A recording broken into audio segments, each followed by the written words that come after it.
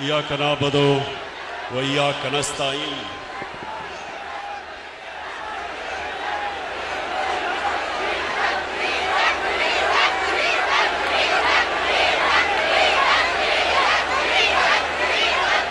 सबसे पहले मैं आज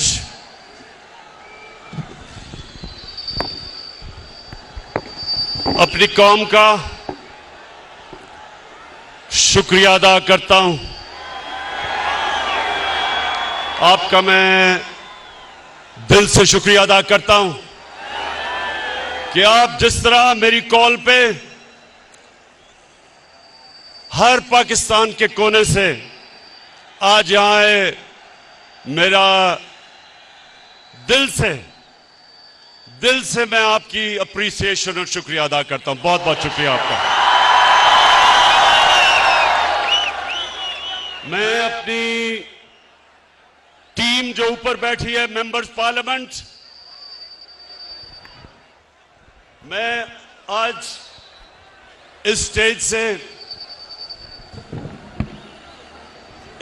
से आपको खराज तहसीन पेश करता हूं कि मुझे पता है कि जिस तरह की आपको लालच दी गई, पैसे ऑफर किए आपको, जिस तरह हर किस्म की आपके ज़मीर को खरीदने की कोशिश की गई, मैं आज आपको खराज तहसीन पेश करता हूं कि माशाअल्लाह आपने मुझे खुश किया। मुझे फख्र है आपके ऊपर।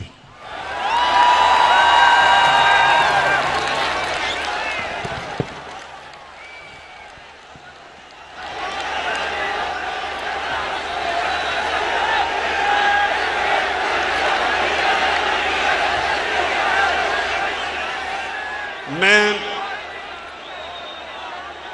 थोड़ी अब खामोशी, क्योंकि मैंने आज आपसे बड़ी अहम बातें करनी है। इतना कई लोग दूर दूर से मेरे पास आए हैं, तो मैं चाहता हूं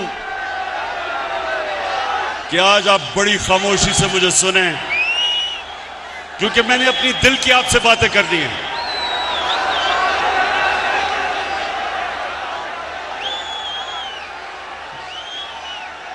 मेरे पाकिस्तानियों,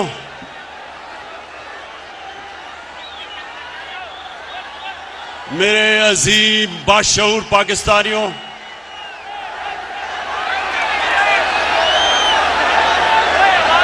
शुक्रिया, बहुत शुक्रिया। देखिए, मैंने आज आपको अमर बिन मारूफ, आ रही आवाज,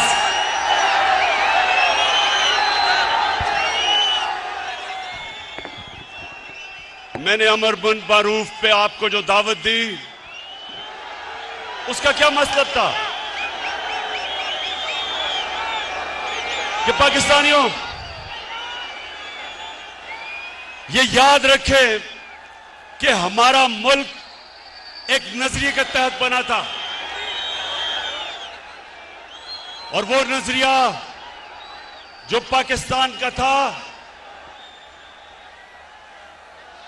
वो एक इस्लामी फलाई रियासत थी, जो कि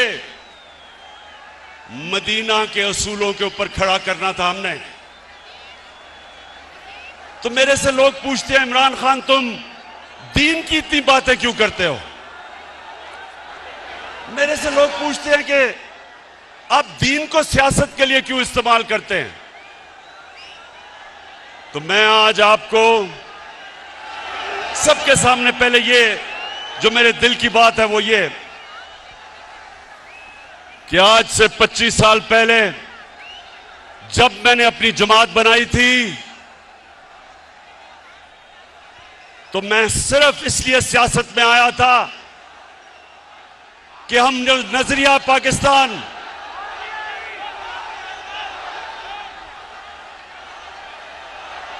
अच्छा मुझे आप पहले हाथ खड़ा करके बताएं कि आपको आवाज आ रही है?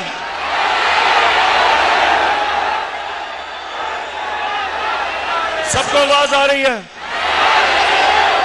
उधर नहीं आ रही? अच्छा एक मिनट, जिनको आवाज नहीं आ रही वो हाथ खड़ा करें।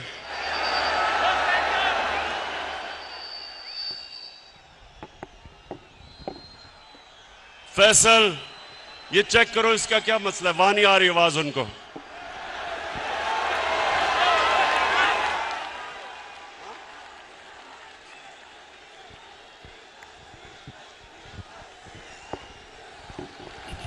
स्पीकर से लोग उतर जाए। आपसे गुजारिश है कि स्पीकर जो लगे हुए हैं उनसे आप उतर जाए ताकि आपको आवाज सही जाए।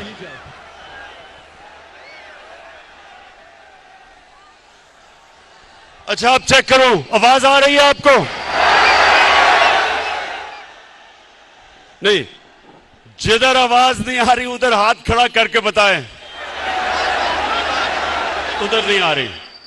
अच्छा मेरी बात सुने, मसला ये हुआ है कि इतना बड़ा जलसा हो गया कि सारे जो हमने इंतजामात किए हुए थे, ना वो लाइटें जल रही और ना आवाज आ रही है, तो थोड़ी देर आपको सब्र करना पड़ेगा। ये ठीक कर रहे हैं सिस्टम की आपको आवाज आए, लेकिन अब थोड़ी खामोशी से सुने मेरी बात। जिनको आवाज आ रही है वो सुने। देखें,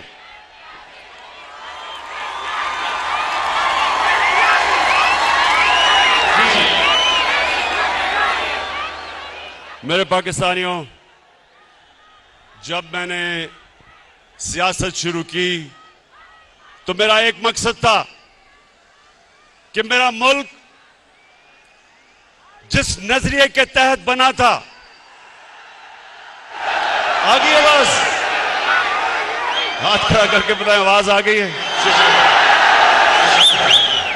नहीं तो तुमने इतनी मेरी अहम तकरीर आज मिस कर देनी थी। अच्छा सुने, मैंने बड़ी बातें आपसे करनी है और आखिर में जो मैं बात करूंगा वो सबसे अहम है। शाह महमूद कुरैशी ने जो बात की थी कि एक बाहर से मुदाखलत हो रही है पाकिस्तान में, उसके ऊपर मैं बाद में बात करूंगा। उससे पहले मेरे पाकिस्तानियों, मैं जो चीज आपने समझनी है कि जब तक हम अपने नजरिए पे नहीं खड़े होंगे पाकिस्तान कौम नहीं बनेंगे। हमें लोगों का हजूम होगा।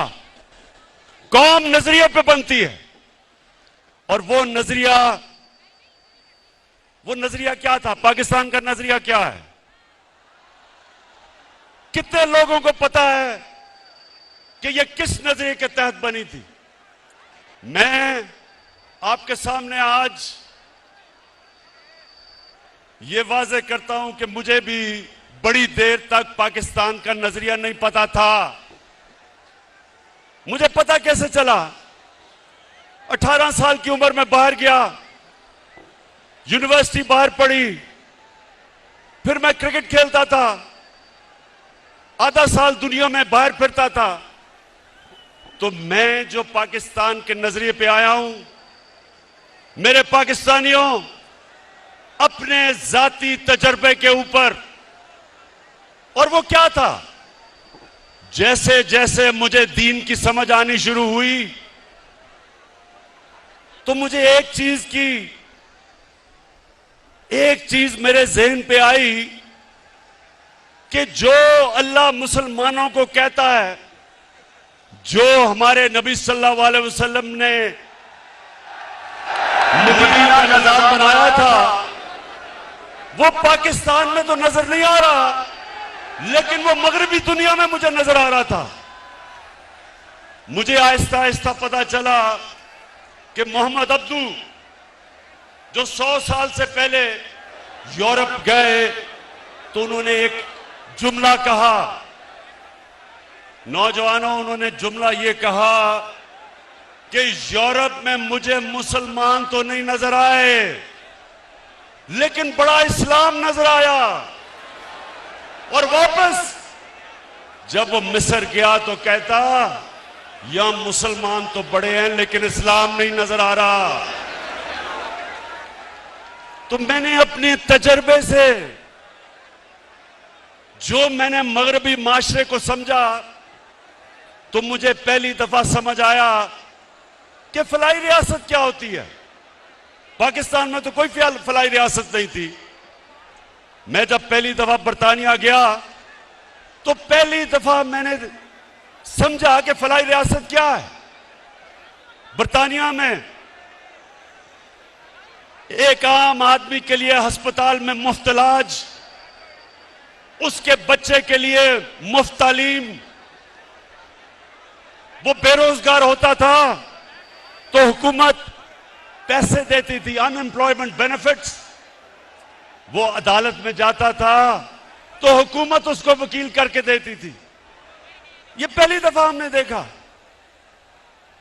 और यही मेरे नबी सल्लल्लाहु अलैहि वसल्लम ने मदीना की रियासत में दुनिया की तारीख की पहली फलाई रियासत बनाई थी, जिधर पहली दफा रियासत ने जिम्मेदारी ली थी अपने बेवों की, यतीमों की, गरीबों की, बूढ़ों की, मजदूरों की।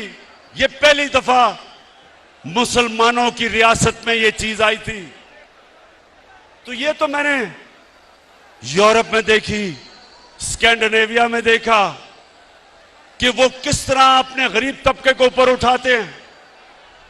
और हाल ही में चाइना में देखा कि पिछले 30 साल में चाइना ने 70 करोड़ लोगों को गुर्बत से निकाला। ये वो हमारे नबी सल्लल्लाहु अलैहि वसल्लम के जो अहकामात थे उन पे चल रहे हैं। पाकिस्तानियों, ये याद रखें कि हमारे नबी सल्लल्लाहु अलैहि वसल्लम रहमतुल आलमीन थे। हमारा जो खुदा है वो रब्बुल आलमीन है, सब इंसानों के वो खुदा हैं।